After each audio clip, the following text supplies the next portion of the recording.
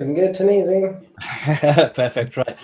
Let's get going. So, this is the presentation. This is what we're going to talk about. I will quickly start, and I'll also mention at the end a huge thank you to the sponsors of this event.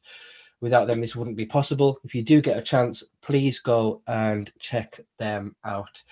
So I'll get right into it. Tell you a little bit more about myself. You're probably thinking, who's this guy that's going to talk to us about this? So, my name is Azim. I commonly go by Azim Digital, purely because my last name is often misspelt in various different ways. I'm an in-house digital marketer at Staffordshire University. Lots of experience, Judge Marketing Awards, and I've also got my own podcast and a bit of a session with the colour purple, which is why I went for the pink theme today. As I mentioned, I'm currently working at Staffordshire University. There are our students must also share that these photos were taken pre-COVID because they're obviously not social distancing. Have to make that clear. This is what I'm going to talk to you about today. Excuse me. I'm going to talk to you about why I do what I do, what's the point of doing it, setting up scroll depth measurements, YouTube view measurements, and updating your content strategy, and then a concept called DBL and why you should care about it. But first of all, I'm going to talk to you about why I do this and what's the point in doing this. So there's two key concepts I'm going to go through with you. It involves installing scroll depth tracking on Google Analytics and also YouTube view measurements and how you can use Google Tag Manager to send that information into Google Analytics. It is super easy, pretty much a introduction level talk, and then Josh is going to come in after me and blow your minds with some really advanced stuff. So I'll give you a little bit of an introduction and tell you why you should do this and what's the point in doing this. Here are a few stats which were stated in late 2018. So the first one in 10 blog posts are compounding. That means their organic SEO traffic will increase over time. I've seen this myself on my own website. I've launched a post months back, and every so often that traffic just keeps growing and growing and growing. So it's in my interest to keep paying attention to it. You should absolutely never set and forget. Equally, 55% of marketers say that blog content creation is their top inbound marketing priority. So any sort of content creation like that, it should be your priority. You should never just create content and then think, right, that is it. And then in terms of YouTube, we've already seen late throughout last year and even more prevalent throughout this year that it is a huge part of people's content strategy.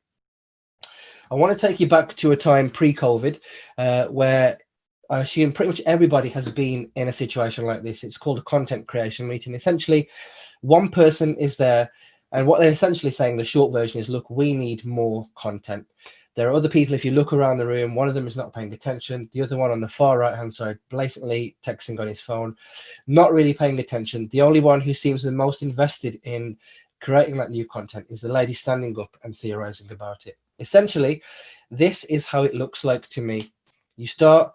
Somebody says, hey guys, we need some content. That content's briefed in, it's created, job done. There's not a lot of thought behind it, and there's not a lot of action. And more importantly, from my point of view, there's not a lot of data or strategy behind it. I'm going to show you how you can do that by setting up scroll depth and also YouTube view measurements as well. So let's start by talking about how you can set up scroll depth. And before I do that, I'm going to give you a little bit of an introduction into Google Tag Manager. So if you imagine the Russian dolls where you've got the largest and then the smallest and smallest and smallest, I'm going to start with the largest one. So the largest is essentially a container. A container will store all of your tags on the website, and you might need a web developer to help you install this on your own website. Most websites that I've come across in the past, where they're very small brand new businesses or even huge international businesses, will have a Google Tag Manager container installed on their website. If you don't, you'll need a web developer to help you install it, or if you are that sort of technically minded, you can install one yourself. Inside the container, you will have tags. Tags are essentially segments of code.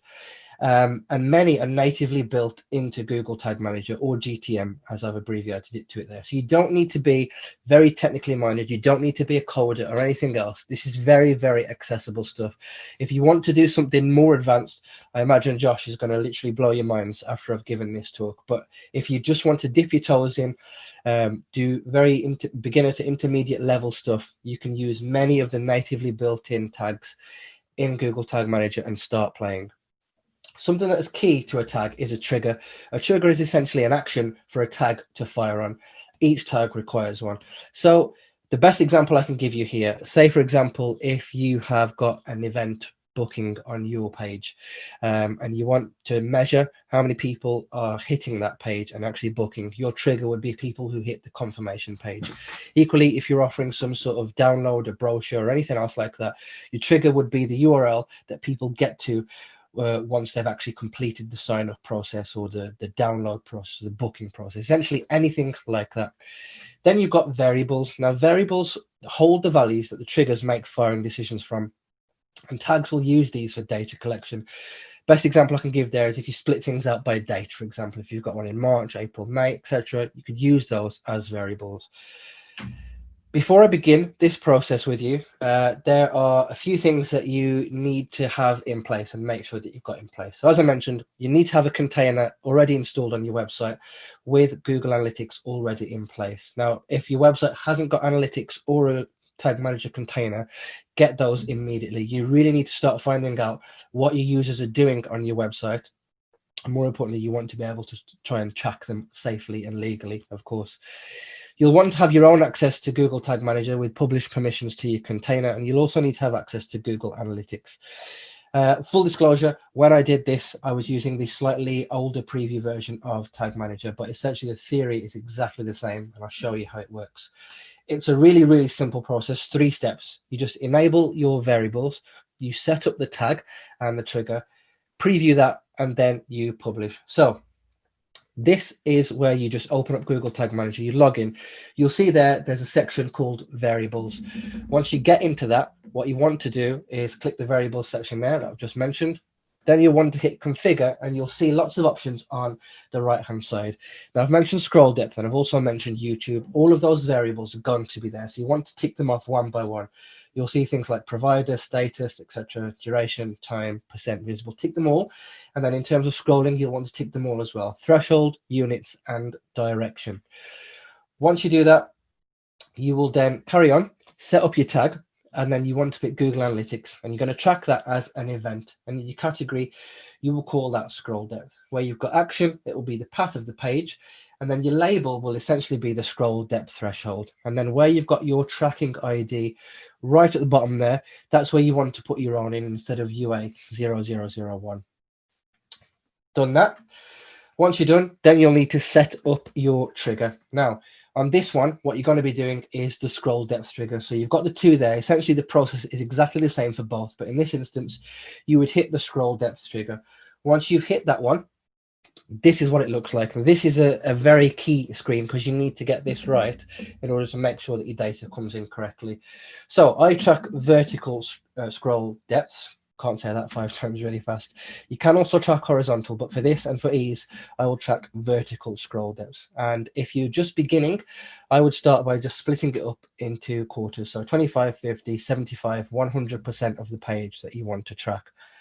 Then you can fire that trigger on every page on your website, or you can fire it on some pages. In this example here, I've only fired it on a specific page that says test.com/example URL. You can fire them on all or some pages if you need to. Once you've done that, hit save and put Tag Manager into preview mode. When you've hit preview mode, you should see this, and it will tell you that your GTM scroll depth, if you look on the left there, has fired, and it's fired into Google Analytics. And you'll be able to see that a little bit later on. I'll show you how you can access that data. But essentially, you just want to make sure that it's succeeded and it's hit that information into GA or Google Analytics. Once you're done there, this is how you would set up YouTube view measurements. Exactly the same. You set up your new tag. Same, Google Analytics, Universal Analytics, track it as an event. Then you'll be changing some of the parameters here. So instead of the scroll depth, you want video title, video status, and video percent.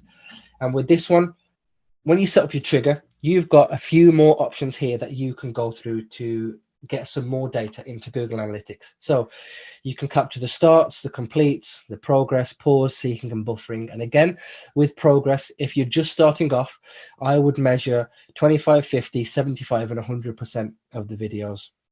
You can also fire that on all videos on your website, or you can fire that to some videos on your website. In this example here, I've done it on some videos where the title is just literally called Azim test video. Once you've done that, it is super, super easy to get that set up. Once you've done that, you can start to look at updating your content strategy, and you can get some really actionable data about your own website. So here are two examples here from the same web page on one of the university's websites. You'll see that the pages are interacted with differently in terms of how far people are scrolling. So on devices, so on a desktop, people are scrolling 58% of the page, and on a mobile, people are only scrolling 36% of the page. That is great for me, because now I know if I want to spend a lot of time putting stuff at the bottom of the page, my users on that particular page are not going to get there and they don't scroll there. So it's just wasting valuable development time and everything else to put these things into place if the users don't actually get to it. I know that I need to serve them what they want in that percentage of the page. Excuse me. To get access to all of your data, once you've set that up, you would go into Google Analytics, behavior, events, top events. As you'll see, there's a category there called scroll depth. And in this example, there have been over 131,000 unique events. Once you drill down into it, you'll see it's labeled by the percentage, and you'll be able to see how far down that page by a percentage that people are scrolling to. So in that example, you can see there that 9.5% of the events have got to 100% of the page. It's exactly the same for YouTube as well. You can get super actionable data about your own website. On this specific video, I can see how long it's taking to buffer, people progressing through, seeking, start, pause, most importantly, completing, so completed views of that video. Once you've got that, you'll potentially be in situations like this. And here is a real life example that I have been through. So somebody outside of my team has come to me and said, can we add some social proof to this landing page? And it was a purpose-built landing page. I think it'll help conversion. The best place to put it would be underneath the information section at the bottom. So have a look at this example, have a think what you would do now and what you might do differently with some of this information and knowledge that I've given you. So in this example, the person has come to me, they've asked me for social proof on a purpose-built landing page. They've also advised me on where they think they should put it as well, underneath the information section at the bottom. Have a think about that while you're thinking about it. In this example here, saying I think is a mistake. So if I go back, and you'll see there the person says, I think it will help improve conversion. In that example there, saying I think is a mistake. 14 people in that example had scrolled that far on the page in the time range specified. I've now shown you how you can get this information about your own traffic. So what I did was offset the amount of time that it would take for this element to be built, sized, put onto the website in terms of web development hours and team and man hours versus the number of people who are actually going to get to it, and which one weighed more and which one was worth more. I can tell that person now only 14 people have ever got that far, and using your own conversion rate, you could say we would probably get another 1 or 2 or 3 conversions. Whatever your conversion rate is for the website, you can then say, doing this will add X amount of conversions, so you can start to get really granular. Speaking about granularity, I touched on this a little bit earlier. So you can split this data out by source and medium and even device data. So you can understand how your traffic behaves by the channel that it's coming in from. So another example of a web page on our website here, 31% of desktop traffic only gets that far. So they're seeing just over a quarter of the page. On mobile, they're getting to barely half. And on tablet, it's exactly a quarter of the page. Now I know how my traffic is behaving by device, and you can even do it by source, as I mentioned. So if Facebook traffic only gets to a certain amount of the page, you can start to build content specifically for that channel. And as I mentioned, it works in exactly the same way for YouTube too. So video views essentially are events. You can learn which videos engage your audience more. And as I touched on it earlier on about speaking about source, you can group your engaged video viewers by their source as well. So if you know, for example, that if you've paid for a third-party provider to get traffic to your website, like an aggregator, and they are really enjoying the video on your website, you can start to create content specifically for that platform and that user. You know what they want, you know how much of that video they're consuming, And it allows you, as I mentioned here, to understand how your viewers interact with your videos. This is super, super key. If there's anything that you take away from this, one of the things that I want it to be is about this. Often, in my experience, some of the things that have really held up content creation is about YouTube videos, in terms of, oh, we don't have resource, or we don't know what our users want, or we're not sure what length of video we should make. This information that I've shown you how to put this into Google Analytics is going to be super, super, super useful. If you have the majority of videos that are 6 minutes long on the same topic, and you find that on average your users are dropping off after 3 minutes or 4 minutes, look at those videos and only watch them for that amount of time, or gather what information you are giving to your users in that amount of time and what they're getting out of the last 2 minutes that they're just ignoring. If you can condense that and start to create content that serves what your users want in that time, use that as a framework for future videos, your videos will perform better on YouTube. So that is that. There are a few common pitfalls that I wanted to go through with you as well, because they're very simple mistakes to make. And if you make them, it can really start to mess up some of the stuff in analytics. The first one is data pollution. When I first did this, I was like, oh, this is great. Started playing around, boom, turned it on. And I just thought, you know what? I'm going to track everything, every page on the website. That's going to cause an issue, because there are obviously certain pages of your website that are going to get interacted with more than the others. So if you only want to understand, for example, specific campaign landing pages, but you are tracking everything, you're going to have some issues there with data pollution, because you're going to have lots and lots of data in analytics, and you have to start playing around with it to find out the data that you want to access. Also, as I mentioned here, tracking time thresholds instead of percentages. This is going to be a bit of a problem for you if you've got lots of videos and they're all of varying lengths, and you start tracking time thresholds instead of percentages. Your analytics is going to show various different numbers, lots and lots of data, lots and lots of rows of data. You will have to really start digging and drilling down into that data to find out what you want. I'm showing you these tips and tricks, especially in terms of percentages, to start you off, to make things much more simple for you and to give you a bit of. Let's go back to the beginning. So this was the slide that I showed you at the start. This is typically what I see how people go through content creation, where they say, right, we need content, we're going to make content, and that's it, content's done. With these methods now, you can take it to the next level and you can back that by data. So I'll go through each section here individually and then show you the end slide again. First of all, now instead of saying we need content, now you'll be able to say, right, we need content. I can tell you exactly where the gap in our content is, and I can tell you the best channel that we can use to promote this content on.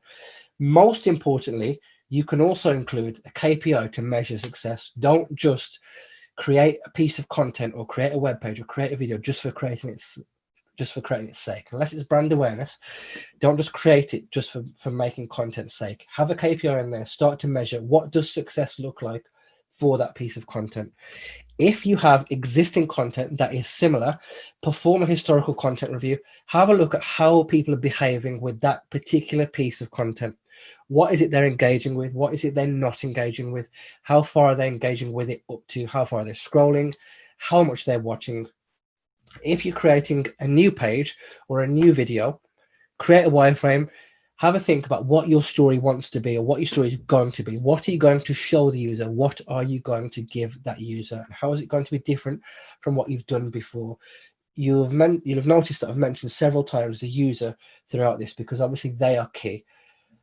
That's why this slide is super important. Get building, build your web page or build that video out and start creating that video, and have your users in mind. Understand your users better and deliver content to them better. Once you've done that and you've created it, implement your scroll depth tracking, implement your YouTube tracking. It essentially gets you to this point.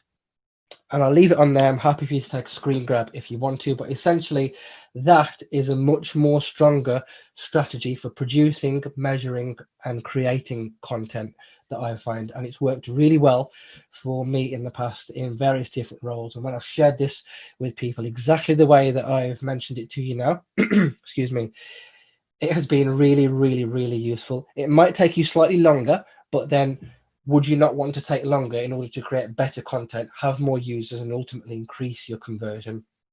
So that is that. One thing I also didn't mention there, which I think is super, super important, right by the end, is review. Never just create a piece of content and think, oh, this is what they did before. This is how they engage with it. Fine, we'll just turn it on and we know it's going to improve this time. Review your content constantly. Things might change. There might be, a pandemic going on, which is going to create a change in people's behavior, especially the way they consume your website and your content. Always review this on the fly while it's live, so you know that you'll be able to update and edit your content and give the user what they want more often than not. The last thing I wanted to leave you with, I mentioned it at the start, is the concept of your DBL. And you probably thought in the beginning when I mentioned this, like, what is DBL? DBL is just a term that is short for digital body language. So it's not a concept that I've created. It's a concept that I've been reading about. Have a search for that term. It is super, super, super important, especially as we are now all working from home and at home now. If you're in a retail store, it's very easy to understand what people are doing, how they're browsing, how they're behaving. When your customers are all digital and just a number on Google Analytics, it's really, really hard to understand what their digital body language is like and how they're behaving and what they're doing. There are so many different things that you can look at to start to measure and understand how they're behaving on your website. Things you could look at that would class as digital body language are when they're active throughout the times of the day, what stage of the funnel of the content they are consuming. Is it top, middle, or bottom of the funnel? Whereabouts are they in terms of ready to buy? If they're in a store and they pick something up and we're walking to the counter, they're ready to buy. If they pick something up and they're looking at it, they're just browsing. Same way with your content. If it's top of funnel content, they're probably just browsing in the research stage. If it's bottom of the funnel, you really want to push them onto conversion, and understanding what they're engaging with on those specific pages will really help you to understand that. Topics of interest on your website, which particular topics are they interested in? For example, in a retail store, if you sell multiple products, you'll be able to see which area of the store they're going into. Similarly, on your website, you can look at other things like which channel they're coming in from. That's the digital equivalent of saying to somebody when you're in a retail store, oh, how did you hear about us? Or where have you come from today? Other things like email opens and interactions, the basics like page views, and then ultimately your form submissions as well. Again, a good indication of where people are in that process and what their digital body language is like. If you can master that, and I'm definitely not a master of it 100%, but I always pay attention to this to better understand my users. If you can get a good handle of that, it's going to be super, super beneficial to you all. So if there's a few things that I want you to take away today, it's get to grips with the basics of Google Tag Manager. Super, super useful, super important. You don't need to be a developer to start playing around with things like this. Implement your tracking yourself. Don't wait or rely on other teams. I've found this out myself in the past. So the reason why I got interested in stuff like this is because many years ago, I was being sent tags, or I wanted to measure things on websites. Excuse me. I had to send it to another team. Sometimes that other team could be in the same office or a different floor. They could be in a different building, or even in a worst case scenario, in a different country. And then my enthusiasm for wanting to track and get this data in place to start to measure things gets flattened by somebody in a different time zone who puts it in a work queue, 17th on a list of so many jobs, and then things just really start to slow down. If you can get to grips with that process yourself, you're going to be fast tracking yourself onto the route to success. And as I mentioned, super simple.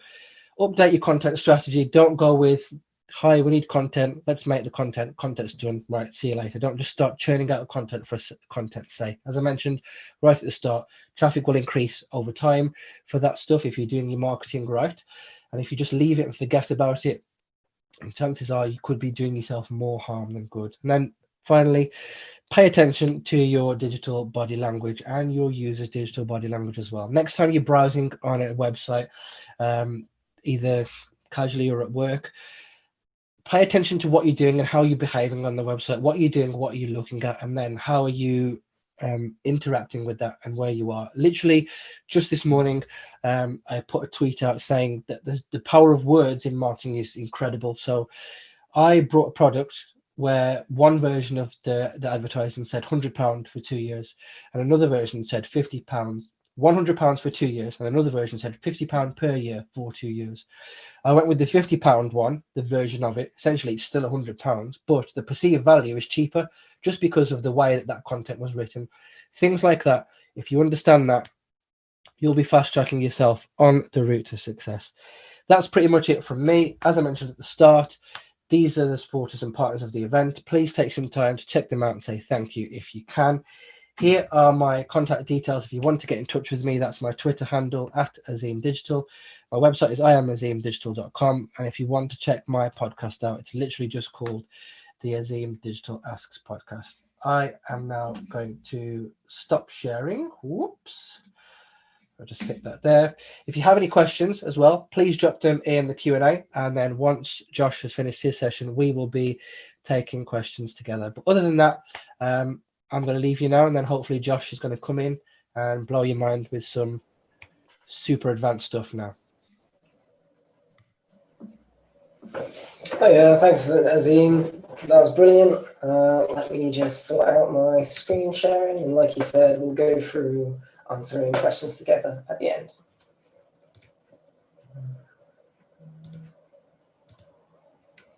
Hopefully that's all showing up okay for everybody. Right. So first of all, a big thank you to Bath Digital Festival for having us and putting this event on. It's great that we can continue having a sense of community even during COVID-19. So big thanks to them. A big thanks to their partners and investors, which I'll run through at the end as well.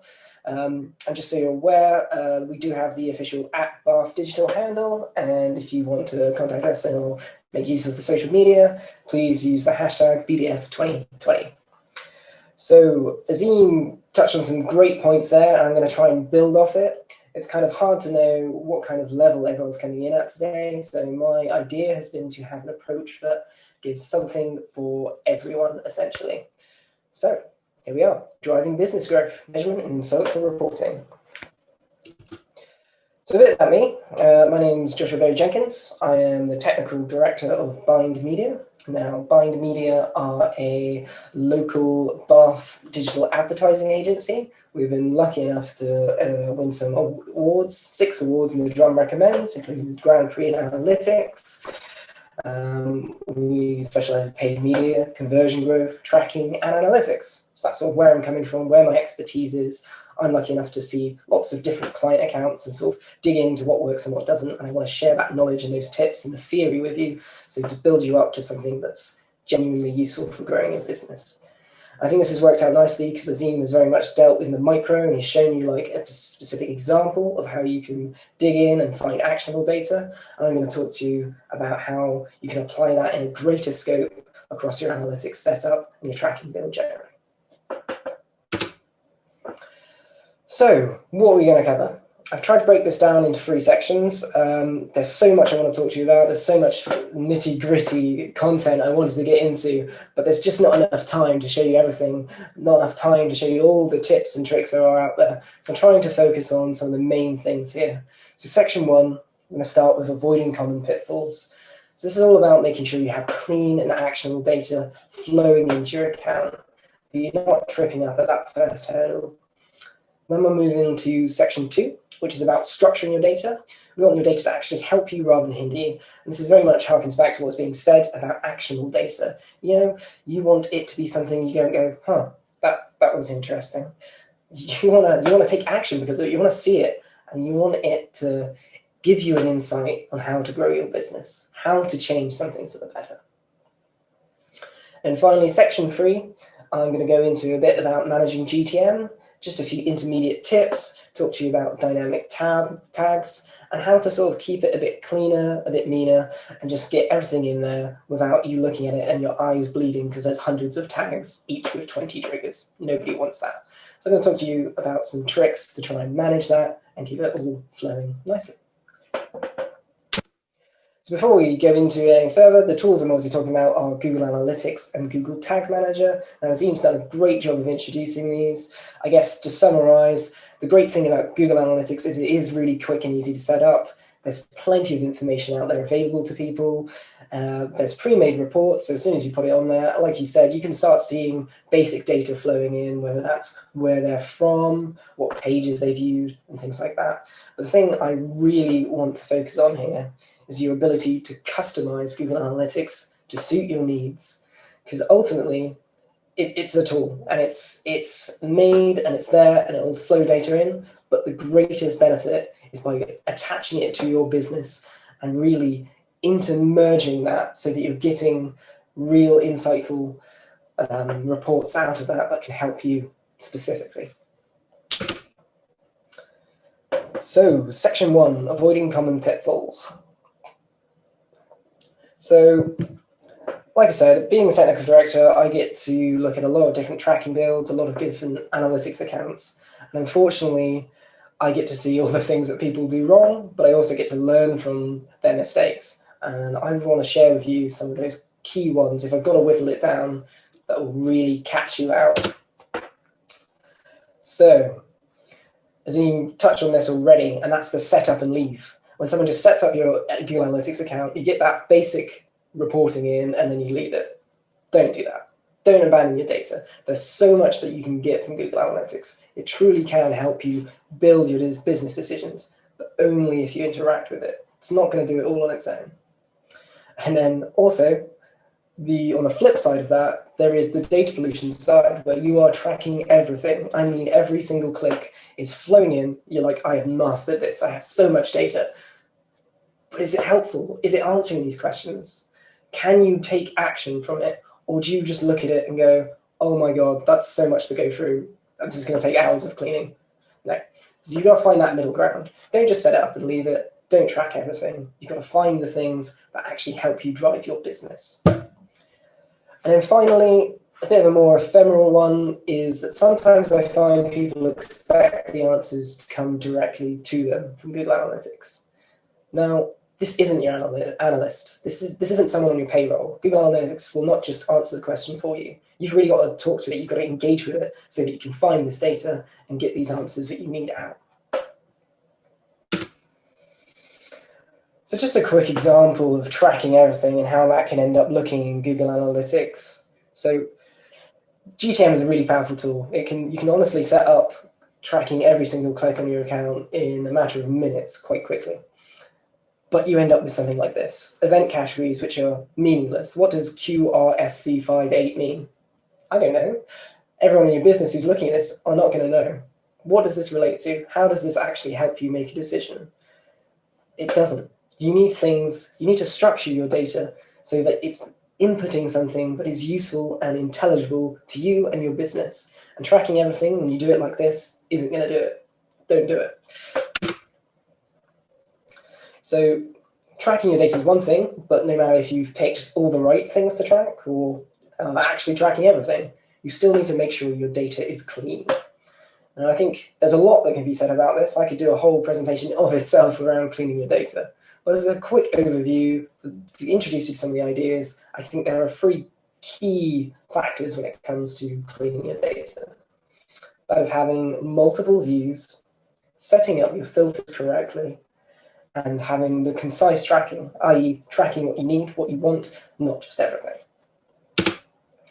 Views. So I imagine most of you have already encountered views. I don't want to sort of do this to death, but I would expect that every account you go into should at least have a raw data view. That will have your spam and your bot traffic there. That's good. You want it. You want to be able to compare it then to your production view, which is filtered out correctly. You've got everything working as it should. It should only be clean, real user data. And then, of course, you should have a text view. There's nothing worse than setting up a complex regex filter on your production view and losing tons of useful data because you didn't test it. So use your testing views, keep your raw data view for comparison, and then take your learnings from that testing view and apply them to your master/production view. So by doing this, this allows you to compare your views to ensure you have clean and reliable data and filter out data into the places it should be, such as if the source equals test or that there is an internal traffic custom dimension.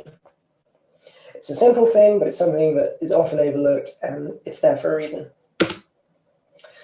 that kind of leads me into a part of GTM, which is the analytics settings.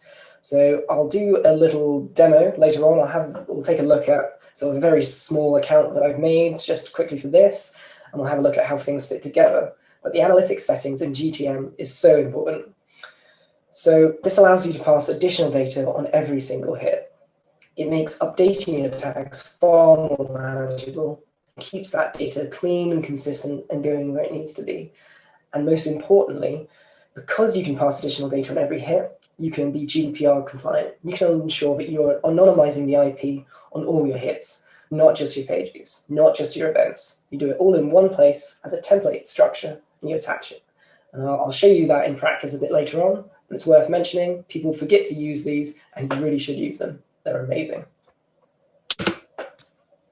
So I talked about filters. You've probably all sort of seen them before and have some idea about them, but you perhaps don't necessarily realize that you might need them off the bat. So one real common thing I'm seeing is people using IP filters for their office IP. Or now that people are working from home, perhaps you're trying to filter out particular IPs. Well, if you're GDPR compliant and you're using a Google Analytics setting, then your IP should be anonymized, which means the filter on what it's receiving is a bunch of X's and only a partial IP. Your filter is not working. You need to change it. That's a big mistake that I'm seeing all over the place. So please keep an idea of your filters, create filters, build upon them, but check up on them. Things change. You know, the world changes and you need to adapt these filters and make sure they're working the way they should. Now, why might you need filters straight away? Say you're on a clean build. Well, it actually comes down to how Google Analytics deals with its general reporting naturally. So here we've got some default referral sources. So these are all Facebook referrals, m.facebook.com, l.facebook.com, and facebook.com. Now, in this example, it's not so bad because at least I can see the aggregates of my referral here. So users, new users, etc. Imagine instead I want to look at my Facebook referral versus my Facebook social or paid social. I would then have to start doing some real annoying mental arithmetic, aggregating these together, trying to figure out exactly what that is compared to this. It would be a nightmare. This is where filters can come in. This is, to clarify, this is how your Facebook data is flowing into your analytics account unless you've done something about it. This is why you don't just set up and leave. There is fractured data, and there is something you can do about it, and it's really quick and it's really simple. So my first tip for you here is just this filter. It's a simple regex filter to combine these rogue offshoots into one single source. So you can see the result here. Instead of several different Facebook.coms, I've just got my Facebook referral, my Facebook promotion, and my Facebook social. And then I can look at these, I can compare my goals, I can compare my KPIs, and I can see how these traffic sources are doing, and it all makes sense. Now, I've done this with a simple custom filter. So I've called this Combine Facebook. It is a search and replace filter. It simply looks at the campaign source. It takes the search string, so anything. So the start can be absolutely anything, but if it ends in facebook.com, then replace it with Facebook. Now, this is a great one, I find, because it's something you can take and you can use. All you need to do is change this facebook.com and this Facebook to match your needs, because there are other social platforms that do this. So make use of this filter. You know, change the replace string to what you want. Perhaps you want facebook.com, perhaps you want to lump it in with something else, but this filter gives you that possibility of re-merging this data that actually comes in fractured from the start, which is definitely worth being aware of.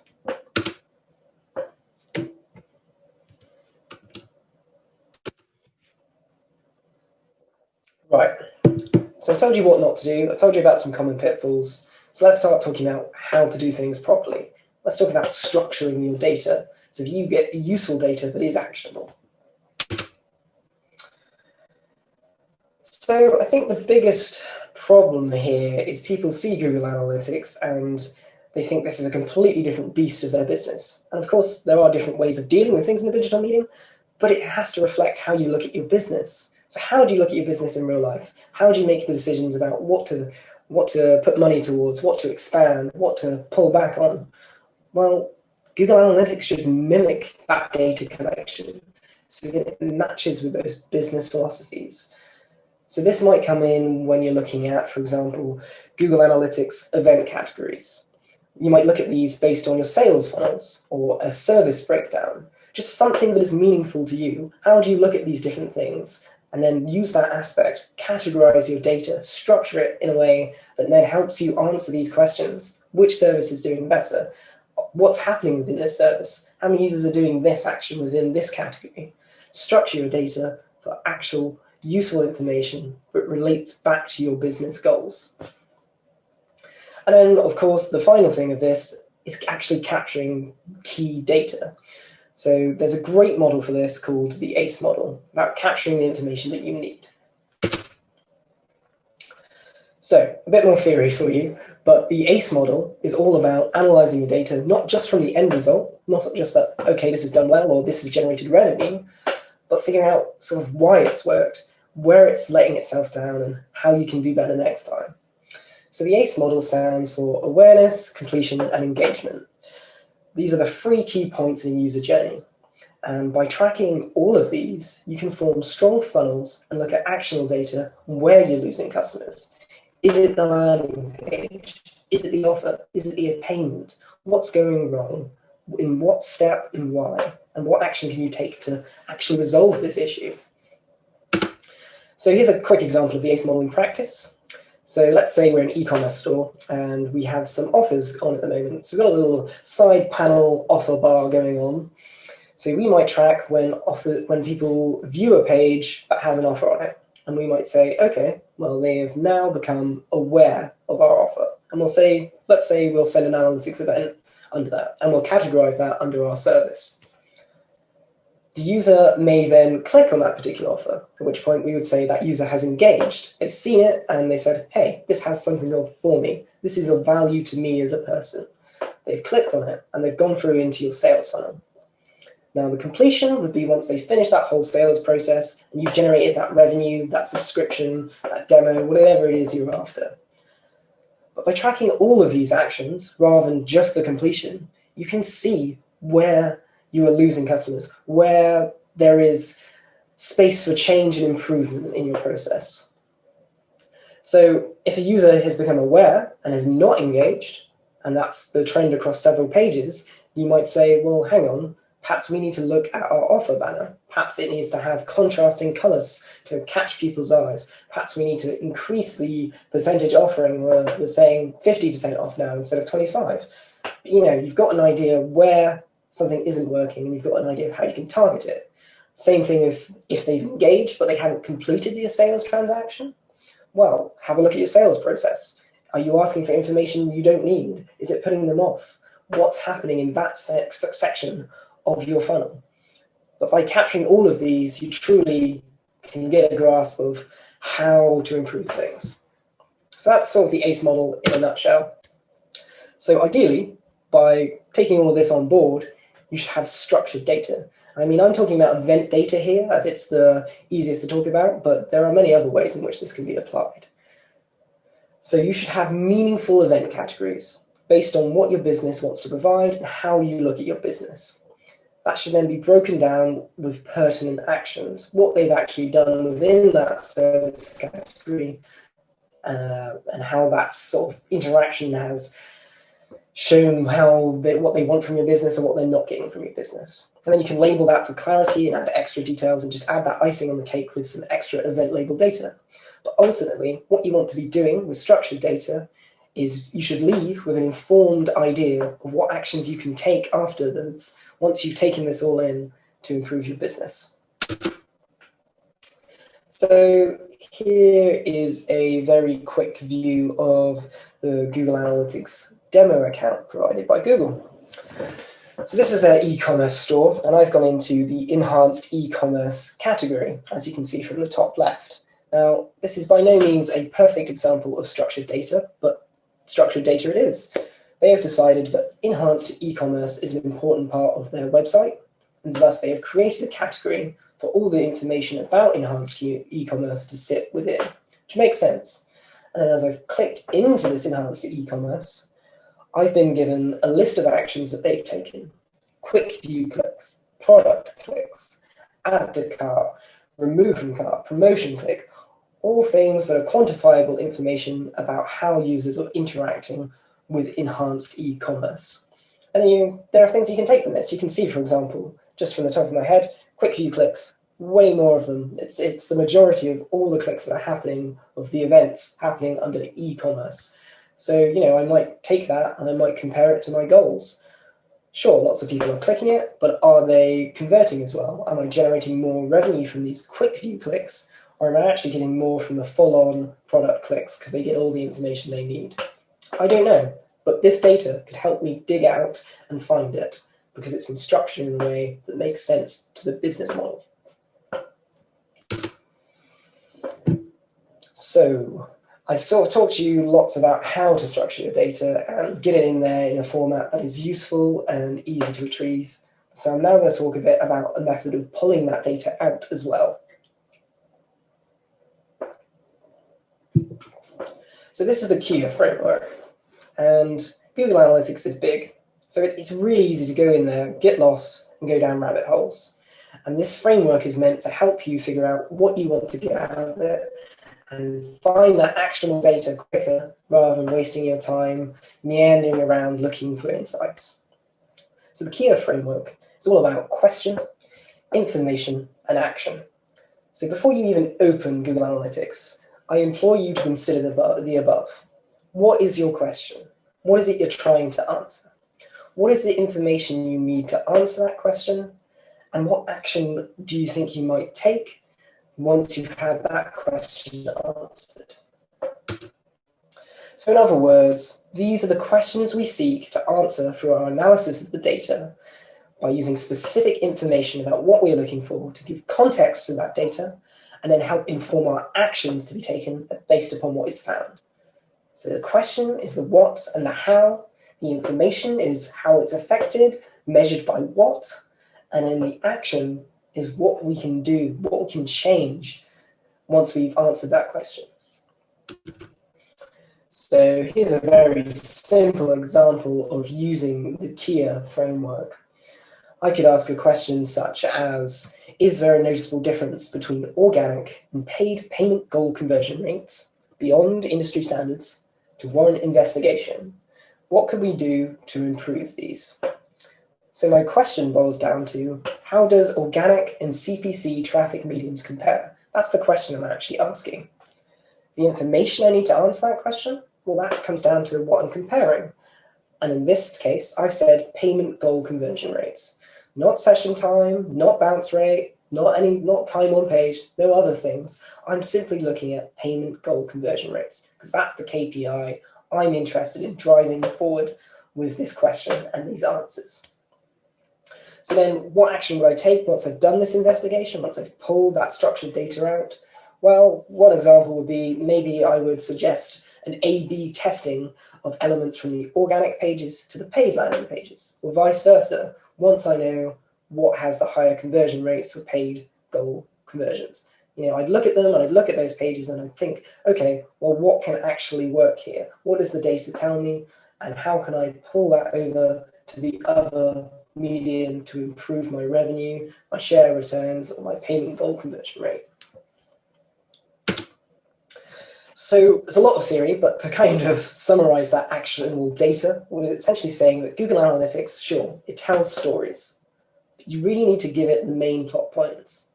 You can't just set it up and leave it. You need to dig into it and you need to collect actionable data. And the three aspects of this being useful and reliable for you is it needs to be clean. It shouldn't be based on spam data or bot data or your internal traffic from your office, because those things are going to skew your data and then you're not going to be able to trust it. Your data should also be reliable. You've got to make sure you've got your cross-domain tracking working set up correctly if it's required, no self-referral issues. And then finally, and the thing we've been hammering on about the most here, is making your data useful. Capture those key points in the user journey for decision making and make use of that ACE model to do it. Think about where they're aware, where they're engaged, and where they're completing actions. Pull that together, use that Kia framework, and you're on the right tracks to actually pulling data that is meaningful and insightful to growing your business. Right, that was a lot of Google Analytics and a lot of theory. And there are many things I want to fit in here, and again, I apologize if I can't sort of dive into all the little bits and blow your mind with everything, but it's just not enough time. So I wanted to fit some things in around GTM. It's something very near and dear to my heart, and it's something that we've talked about and introduced already. So I want to give you some tips and tricks around managing your GTM container, keeping it lean, and yeah, making it a pleasant experience for you. So, tag management. We've talked about data. Our data structure is clean, our analytics is mean, but your GTM is making you weep and cry, and it's a mess. What can we do about it? Well, herein is the problem. GTM is a powerful tool, but it needs to be used responsibly. You don't want to clutter it. It needs some semblance of order to be effective, just like your analytics account. And I think some of the top habits to avoid going into tag management, whether you're just starting or whether you're sort of more advanced user and you're building large builds for big websites, avoid these habits. Don't have hundreds of tags. It's not useful. The tag overview is very much how you sort of see an overview of everything that's deployed on your website. You want to be able to look at your tags and say, okay, we have this program deployed and this one deployed and this one deployed. If you've got hundreds of tags on there, it just becomes a mess and it's hard to know that. Tied into that is how you name them. If you name them X, Y, 7, Z, or super long descriptive names that are just too long to actually read in the overview, not helpful. You need a naming convention. I know it sounds like a real stickler, especially if you've just begun, but it's so important. It will save you so much time. And I'll go through some of my naming conventions as we do a bit of a demo, so you've got an idea. But ultimately, you kind of need to find what works for you and stick with it, because it has to work for you and your team. Finally, avoid having large numbers of triggers on a single tag. It's terrible having hundreds of tags, but it is abysmal having hundreds of tags, each with 20 triggers attached to them. You'll have lists upon lists which never end, and your eyes truly will bleed. Don't do it. Right, so how can you actually help manage it, keep it lean? What can you do to avoid these things better? So just like our Google Analytics data should be structured, I also believe our GTM container should be too. And the way I do this is by making heavy use of variables. I believe variables are key. Now, Azim introduced you to a couple of them and how they work. You mostly saw the user-defined variables. They are very useful. Definitely use them, but also get involved with the custom variables. Create your own ones, because this is the key to keeping your account strong.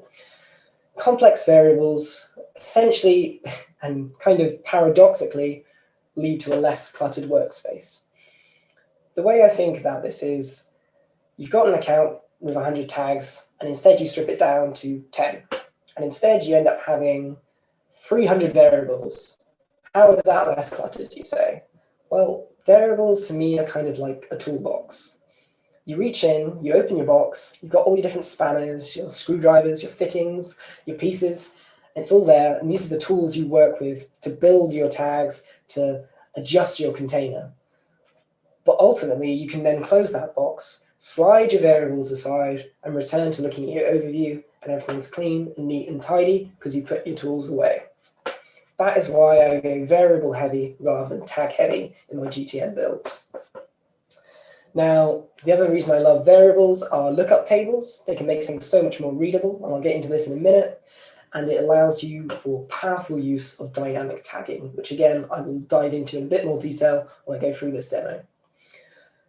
Ultimately, I guess the key to having a clean GTM build is the balance of precision with practicality. Yes, you could set up a trigger for every form on your site, and then you could attach each of those triggers to 1 or 2 or 4 tags. Fine, that's very precise. You are tracking what you need to track. But is it practical? Do you actually find there are only 2 types of forms? A demo and a contact. If that's the case, give the demo a class if it hasn't got one. Give the contact a class. And then you only need 2 triggers. 1 for demos, 1 for contacts. And then you've got 2 triggers on 1 dynamic tag, hopefully. Keeps it lean and saves you a lot of time in the long run. So I mentioned lookup tables. I think these are one of the most underrated variables within GTM. These things are truly beautiful and without a doubt the most useful variable in GTM, in my opinion. They essentially work like a case statement. So they take an input, and they can take all sorts of inputs as their variable, and then depending on the value of that input, they spit out a different output. So I've got a very banal sort of example here where event data has come in. The event data was called demo submit. Then the lookup table will spit out demo in a nice capital case for me. If it was email submit, it would kick out email in a nice capital readable format for me. And that's very simple and perhaps overuse of a lookup table. But we can take that further. And let's say you have a SaaS company, software as a service, and you've got a variety of different plan types. Now, these all have IDs like 4, 5, 6, 7, 9, 2.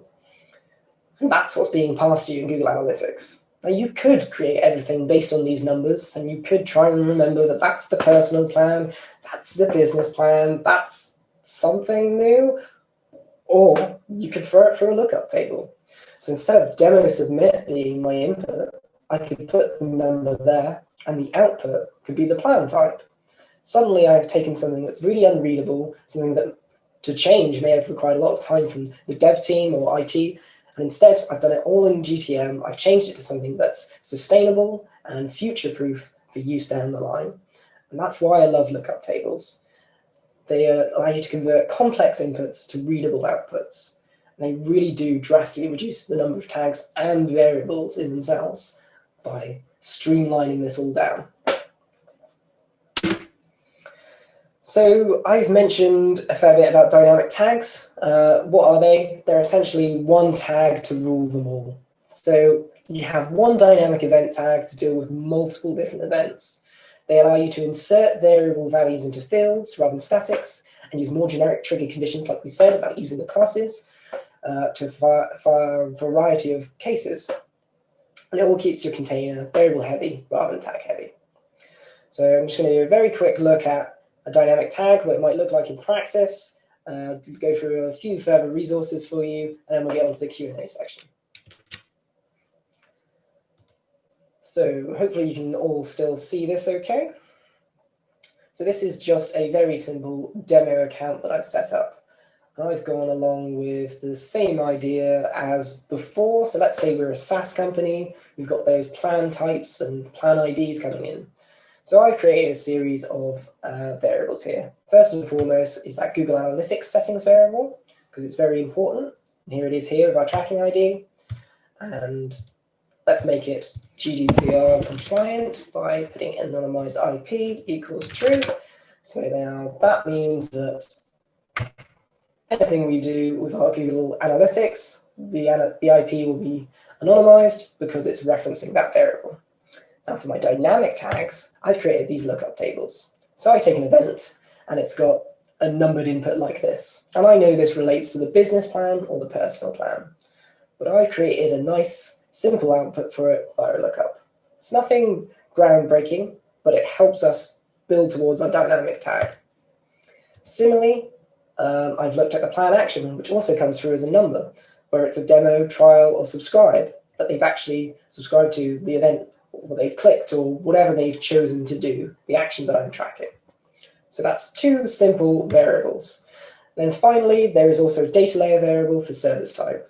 So I've said before about structuring your data into something that fits you. Well, let's say we've got 3 different service types. Service type A, service type B, service type C. I want structured data about how well service A is doing in terms of actions and plan types. So I could go in and I could create several different Google Analytics event tags, something along the lines of this. I could have lots of different ones where I hard code clicks and links in there, or I can use a dynamic tag. So here's a simple dynamic tag. This essentially uses variables to pass it in. There's several things that can trigger it, and depending on what's happened and the context of this tag, it will spit out a different event. So the category will be service, dash, and then whichever the service type is, service type A. service type B. So I've automatically, with one tag, created categories for each of my service types. I then have an action, which is based on the lookup, which pulls in whether it's a demo, a trial, or a submission. And then I have a label, which looks up the plan types as well. So just by using these variables, we've kept things leaner and cleaner and essentially have one dynamic tag that is creating structured data across a myriad of events for us, which keeps us tag light, variable heavy.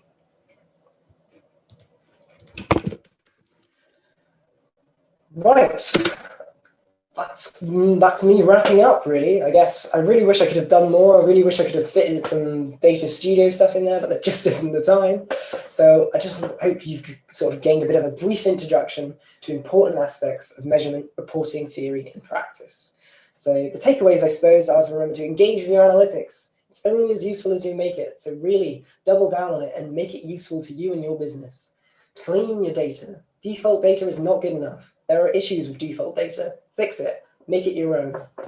Track what's important to your business growth, not just everything. Don't you do data pollution. Structure your event data in a way meaningful to your business. And then finally, keep GTM lean. Keep it variable heavy. Use dynamic tags. Don't use 10 tags when you only actually need one. And then finally, look into Google Data Studio. You can do all sorts of things with it. I didn't have the time to cover it, but Google Analytics, you can't change data retroactively. You put it into Data Studio, you can. You can adjust things, you can clean it up. So that's something worth keeping in mind and something worth looking into. So I hope you found that useful. I hope there was something for everyone in there. If you want to learn more, if you do want to get into the nitty gritty and deep dive into it, have a look at these further resources. There's Analytics Academy on here. There's Simon, who's a brilliant blogger, who's got all sorts of information about these things. And there's an official field reference. And then if you want to get into GTM, again, there is an academy. There is Simo's blogs. He truly is king when it comes to GTM, as well as some of the GTM web documentation. Finally, Bind Media blogs. This is obviously what we do. This is something we're very much interested in. So I've put a couple of blogs here that you might find useful or interesting, diving into some more specific use cases and how to really get into this. Finally, if you're looking for more, we do offer training in analytics, so get in touch directly via hello@bind.media, and you can see us on the website bind.media. Right, that's it from me. A big thanks to Bath Digital Festival for having us. Thanks to the supporters and partners, so Ashford's, Boost & Co, CoForest, Curo, DataSharp, Evident, More Solar, Mud, OneSub, Pixel Pioneers, Storm, Dialect, Rocket Makers, Real World, MyTech, Firebrew, Set Squared, Invest in Bath, and Brevio. You guys have been fantastic. Thank you. Yeah, I guess we're into the Q&A section. If you want to join back in, Azim. I'm here. That was awesome. Thank you very much. Really enjoyed that. I do think we are slightly over, so I'll suggest probably the best way to get any questions answered is to either get in touch directly with Josh or myself. You've got his email there. I am just on hello@iamazimdigital.com or @azimdigital on Twitter. Super, super useful. Thank you very much for that. There was a lot of things that I learned in there as well. I'm definitely going to be tapping you up for these slides. Again, massive thank you to the sponsors. Massive thank you to you, Josh. Thank you very much to Bath Digital Festival for having us. Other than that, really hope you enjoy the rest of the, I was going to say show, but rest of the event. Make sure you check out everything else. And like I said, if you do want to get in touch with us, we've shared our details. We would love to hear more from you. Other than that, take care, stay safe, wear your mask.